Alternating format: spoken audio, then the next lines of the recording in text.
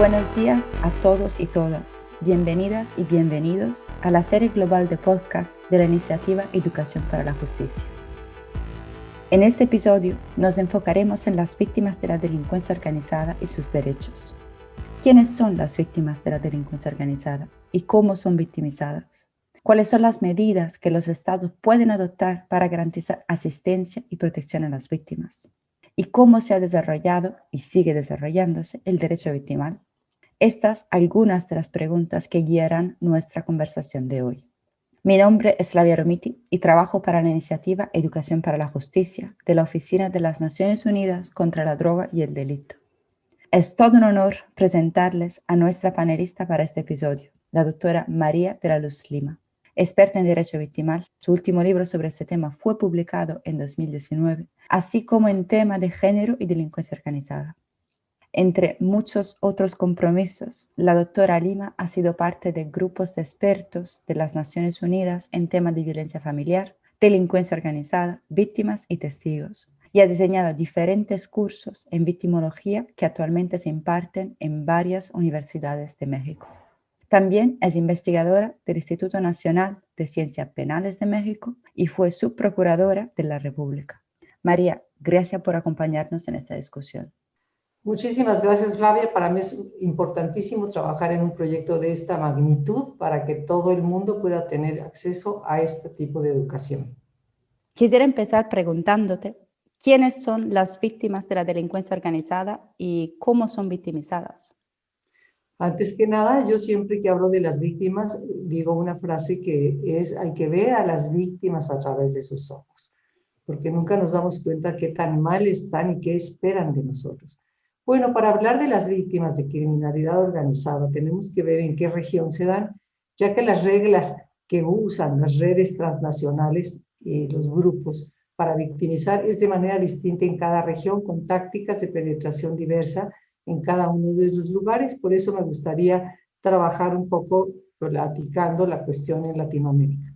Tenemos básicamente las personas en Latinoamérica que son vulnerables por razones de sexo, de género, estado civil, mental, circunstancias sociales, económicas, y no tienen la posibilidad de tener acceso a la justicia, pues son blancos necesarios de ese crimen organizado. Vamos a decir varias categorías: las mujeres y los niños. Acumulan lo que se llama, tienen acumulación de vulnerabilidad. Esto es, al mismo tiempo pueden tener exclusión social, ser víctimas de otros delitos, tener una extrema pobreza, ser inmigrantes, analfabetas, y estas mujeres y niñas van a ser víctimas de trata para explotación sexual, o también son cooptadas para ser líderes, estar con los líderes de los carteles. Y también tenemos niños adictos, los cuales los sicarios los buscan y los impulsan para que hagan cosas gravísimas como mutilaciones y muerte de familiares, para que no se puedan después escapar, y así los hacen sicarios para una explotación laboral. También hay los migrantes indocumentados. Son aquellas personas que quieren trasladarse a otro país porque se encuentran en condiciones muy graves en su país y buscan un pollero, una persona que las traslada a otro país, y a través de esto, ese viaje insólito los lleva a sufrir varias victimizaciones. Así también tenemos candidatos a las alcaldías y diputaciones que están siendo asesinados desgraciadamente, luchadores de derechos humanos, jueces, ministerios públicos, policías y empresarios que los despojan de sus bienes para hacerlos casas de seguridad y lugares de la delincuencia organizada. Mencionaste algunas de las categorías más vulnerables por razones de sexo, de género, de estado civil o mental, de circunstancias sociales o económicas. Entonces, mujeres y niñas y niños, muchas veces víctimas de explotación sexual o laboral. Migrantes indocumentados, que pueden sufrir varias victimizaciones en ese viaje migratorio. Pero también candidatos a las alcaldías y otros cargos políticos amenazados o asesinados por la delincuencia organizada. Luchadores de derechos humanos, jueces, ministerios públicos, policías, empresarios. La lista es muy larga. En este contexto, María, el artículo 25 de la Convención de las Naciones Unidas contra la Delincuencia Organizada Transnacional requiere que los Estados parte tomen las medidas apropiadas para brindar asistencia y protección a las víctimas. ¿Podrías hablarnos de esas medidas? Por supuesto, las medidas nos llevan primero a lo que se llama hacer una estrategia de política pública. Tenemos que invocar la Declaración Fundamental de las Víctimas de Delitos y del Abuso de Poder aprobada por la Asamblea General de Naciones Unidas, ya que este es el estándar que deben de tomar todas las convenciones y leyes cuando se hable de medidas para las víctimas. Ahí están esos principios fundamentales, nos marcan la hoja de ruta para que se puede dar el goce y ejercicio de sus derechos. Estos son los parámetros mínimos, así vamos a tener varios niveles. Primero, el legislativo, se deberá hacer una reforma constitucional porque en esa reforma que México hizo en 1993 se dice cuáles son sus derechos de la víctima y unos de los derechos son las medidas que vamos nosotros a realizar. Después bajamos a una ley nacional en donde tenemos que armonizarlo a ese estándar internacional y dar el reconocimiento de esos derechos para que estas víctimas tengan la posibilidad de solicitarlas. Se crea un sistema nacional y se determinan las competencias de las autoridades y de la sociedad civil que va a otorgar las medidas y ya después nos pasaríamos a la parte operativa. ¿Qué medidas?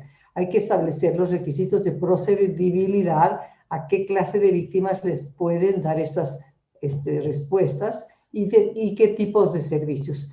Y así las medidas serán de asistencia material, médica, psicológica, social, medidas de protección, de asistencia jurídica y algunas de estas se les llama de medidas de ayuda provisional, ya que las víctimas inmediatamente tienen necesidades como son traslado, atención médica, psicológica, aseo personal, alojamientos transitorios y todo esto se tendrá que hacer con perspectiva de género. ¿Qué significa esto? Que se tomen en cuenta esas necesidades específicas que tienen esas niñas y las mujeres. ¿Y quién lo otorga? Pues el gobierno, voluntarios, la sociedad civil, grupos comunitarios. Tenemos también las medidas de reparación, que ya las conocemos, restitución de derechos y bienes, las medidas de rehabilitación, medidas de compensación para que se les pudieran en un momento dado pagar todo lo que gastaron durante todo el procedimiento y se puede evaluar todos esos gastos, las medidas de satisfacción, las medidas de no repetición y es muy interesante que en abuso de poder incluso se otorga el que se haga un monumento a favor de esas víctimas, como fue en el caso de Campo Algodonero, según lo ordenó la sentencia de la Corte Interamericana en Ciudad Juárez, Chihuahua. Entre otras, hiciste referencia a medidas de asistencia material, médica, psicológica, social, medidas de protección, de asistencia jurídica y medidas de ayuda profesional para acudir a las necesidades más urgentes de las víctimas. Entonces, un conjunto de respuestas que debe ser pensado y llevado a cabo con perspectiva de género. Sin embargo, el derecho de las víctimas, que se ha desarrollado muchísimo y sigue desarrollándose, no incluye solamente la necesidad de garantizarles asistencia y protección. Incluye también otras consideraciones, como por ejemplo la posibilidad que se presenten y se consideren sus perspectivas y preocupaciones en las etapas adecuadas de las actuaciones judiciales en contra de los delincuentes. Me gustaría que nos hablaras un poco de esta evolución del derecho victimal y de algunos de los derechos más relevantes que se reconocen a las víctimas de la delincuencia organizada. En este tema va a ser fundamental el que nosotros recordemos nuevamente esa declaración de las víctimas, porque en esta nos define lo que es víctima. Para tener acceso a las medidas y a los procedimientos, tenemos que ver cómo se considera víctima. La víctima, nos dice Naciones Unidas, que es la persona individual o colectiva que ha sufrido daños, lesiones físicas, morales, sufrimiento emocional, pérdida financiera o menoscabo sustancial de sus derechos como consecuencia de esas acciones o omisiones que violan la legislación penal vigente, incluso las que proscribe el abuso de poder. ¿Y por qué invoco esta definición? Porque en su segunda parte, bien tú lo decías, la cuestión del derecho victimal, nace con este párrafo tan pequeñito que dice: se considera a la persona víctima independientemente de que se identifique, aprenda, enjuicie, condene el perpetrador, e independientemente de la relación que tenga con el familiar con el perpetrador. ¿Por qué es muy importante? Porque esa víctima existe, más allá de que porque esté muy asustada no quiere acudir, más en crimen organizado, a hacer la denuncia. Tenemos que darle acceso con esta definición a las medidas y también a sus familiares que dependen de ella. Es necesario, por tal, que se tenga presente que la relación de la víctima con el Estado no solamente es procesal, pero vamos a irnos precisamente a ese derecho victimal. Nosotros lo hemos definido como el conjunto de principios, valores, normas, procedimientos internacionales, regionales y nacionales que se encargan del estudio de la víctima, de sus derechos de hacer o no hacer, o recibir algo por parte de una ley, un tratado, y también el procedimiento para hacer efectivos estos derechos. Si tenemos esto consciente, ya vamos a poder hablar de cómo se le va a dar la respuesta a las víctimas de crimen organizado. Estas víctimas nosotros les establecimos desde la Constitución que tiene derecho al resguardo de su identidad y de sus datos personales. Imagínate que va a denunciar y se muere de la angustia de que se aparezca inmediatamente su nombre y sepan dónde vive, en qué colegio va y todo, porque puede ser ejecutada por el crimen organizado. Tiene que tener una protección, así que el juez la va a vigilar, que esté perfectamente protegida cuando va al juicio, para que tenga esas medidas que se deben de tomar aparte cautelares para la protección de sus derechos y la restitución. Y también, acuérdense, debe ser tratada con dignidad y con compasión. Tenemos que informarle sus derechos y todo el procedimiento cronológico que va a tener el juicio para que ella esté tranquila, oír sus opiniones, siempre que estén en juego sus intereses, no discriminarla, darle alojamiento y muchos otros derechos, especialmente para los niños, tomando en consideración la importancia que tiene el niño en cada uno de estos juicios. Tratar las víctimas con dignidad y con compasión. Entonces, mi última pregunta es, ¿podrías hablarnos de algunas buenas prácticas en este ámbito? Tenemos nosotros que hablar de buenas prácticas, y esas buenas prácticas son de diferente naturaleza. La jurídica es tener la reforma constitucional, como México la tiene desde 1993, para que haya desde ahí el mandato de cómo se tiene que tratar a las víctimas, y en especial estas víctimas de crimen organizado. Tenemos, por otro lado, podemos comentar que nuestro Código Nacional de Procedimientos Penales ya establece la posibilidad de que haya la Cámara de GESEL para las audiencias en las que participan los menores y ciertas víctimas, y aparte se legisla una ley que es la de protección de las personas que intervienen en ese procedimiento penal, para que tengan el acceso a medidas específicas para que no vayan a ser nuevamente victimizadas. En México tenemos los oficiales de migración de menores. Estos oficiales de menores van a acompañar al menor en el momento en que es victimizado hasta que termine el juicio, y en caso de que el menor haya sido un menor no acompañado, incluso llevarlo hasta su lugar de origen si fuera el caso. Tenemos algunas experiencias muy interesantes de la sociedad civil, como es la Casa Monarca, que se encarga de recibir a todos los migrantes en la frontera, darles auxilio, apoyo humanitario, darles el albergue y ayudarlos para que puedan acudir ante las autoridades cuando han sido traficados. Tenemos así otro que es la aplicación del software de la Cruz Roja Internacional en varias oficinas, porque es en el que está perfectamente diseñado cómo buscar a los desaparecidos, porque la gente primero desaparece y hasta mucho después la familia, que no se atreve a decir que desapareció, saben que se la llevó el crimen organizado, pero no se atreve la familia a decirlo porque le dicen a la familia: es posible que tu hermano, que tu amigo haya estado vinculado al crimen organizado, y se mueren del horror. Pero a través de este software, con una entrevista que es muy buena, se puede en un momento dado, que es utilizada, imagínense, para conflictos armados y guerra, por eso está tan bien hecha y sofisticada. Con esto podemos nosotros ubicar a veces a dónde se encuentra y de qué clase de delito estamos hablando.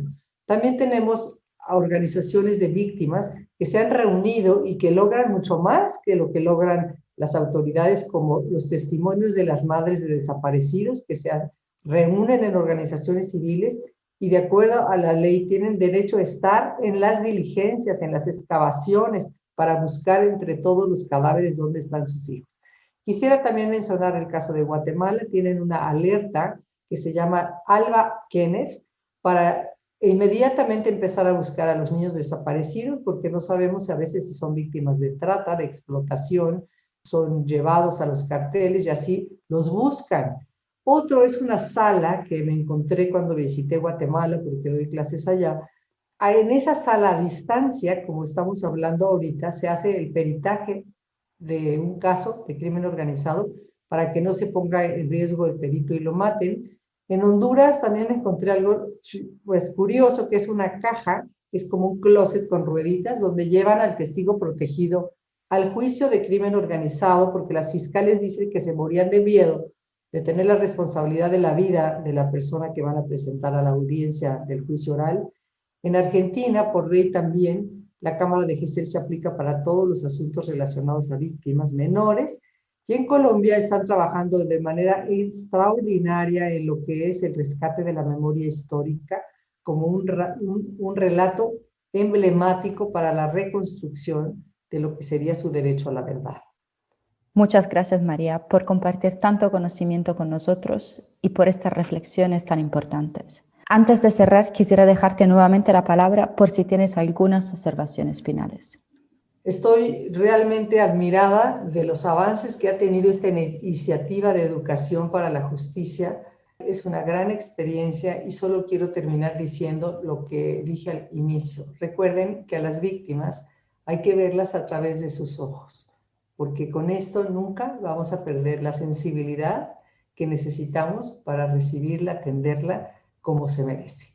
Muchas gracias. Inspiremos juntos el cambio y trabajemos juntos para alcanzar los objetivos de desarrollo sostenible. La educación superior juega un rol importante en este sentido y la Oficina de las Naciones Unidas contra la Droga y el Delito se enorgullece de colaborar con cientos de universidades de todo el mundo para avanzar hacia los ODS. La iniciativa Educación para la Justicia forma parte del Programa Global para la Implementación de la Declaración de Doha, financiado por el Estado de Qatar.